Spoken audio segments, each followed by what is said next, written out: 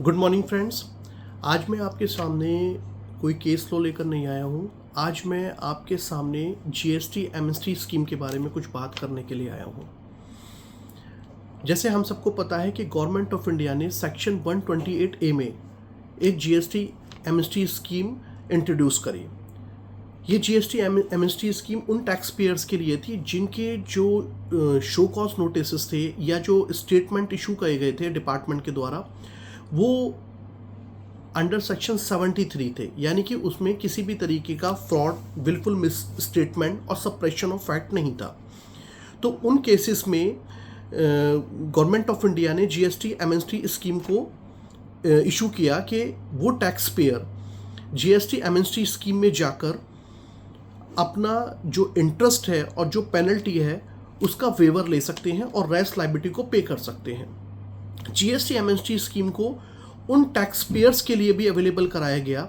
जिनको डिपार्टमेंट के द्वारा जो शो कॉज नोटिस थे या स्टेटमेंट थे अंडर सेक्शन 74 इशू किए गए थे,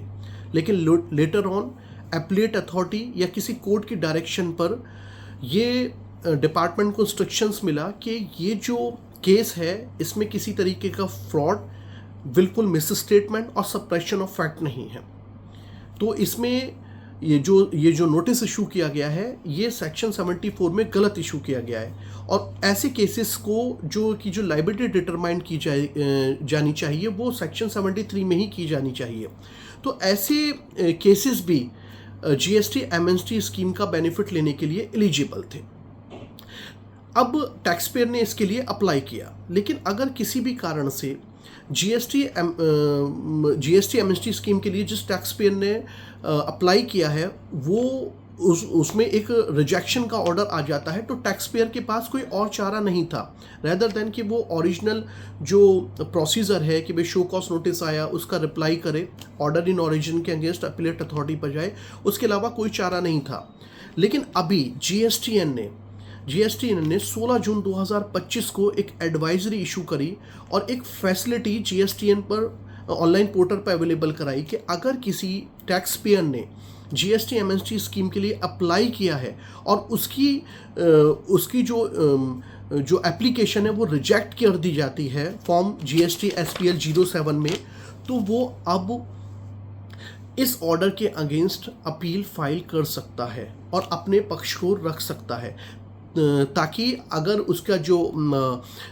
जो एमएसटी स्कीम के लिए जो एप्लीकेशन है रॉन्गफुली रिजेक्ट की गई है तो वो अपने सारे एविडेंसेस रख के, सारे प्रूफ्स रख के प्रूव कर सके कि मैंने राइटली अप्लाई किया है इस स्कीम के लिए, यानी कि अपील में जाकर आप इसका बेनिफिट ले सकते हो। तो ये जो अपील है इसका टाइम पीरियड क्या है, ये जो आप रिजेक्शन ऑर्डर के अगेंस्ट जो अपील फाइल कर सकते हो वो रिजेक्शन ऑर्डर आने के 3 महीने के अंदर कर सकते हो। ये ऑनलाइन फाइल की जा सकती है अपील। तो this is a very welcome step for those tax payers जो कॉम्प्लाइंस फोकस्ड हैं और जो स्मॉल बिजनेसेस हैं जो जेन्युइनली अपना बिजनेस कर रहे हैं और जिन्होंने जेन्युइनली अप्लाई किया था जीएसटी एमएसटी स्कीम के लिए, लेकिन वो किसी भी कारण से एक्सेप्ट नहीं की गई, तो वो अपील में अपना पक्ष रखकर इस जीएसटी एमएसटी स्कीम का बेनिफिट ले सकते हैं। होपफुली ये इन्फॉर्मेशन आपके लिए यूज़फुल होगी, और अगर आपको ये इन्फॉर्मेशन यूज़फुल लगती है तो प्लीज़ हमारा चैनल सब्सक्राइब कर लीजिएगा। Thank you.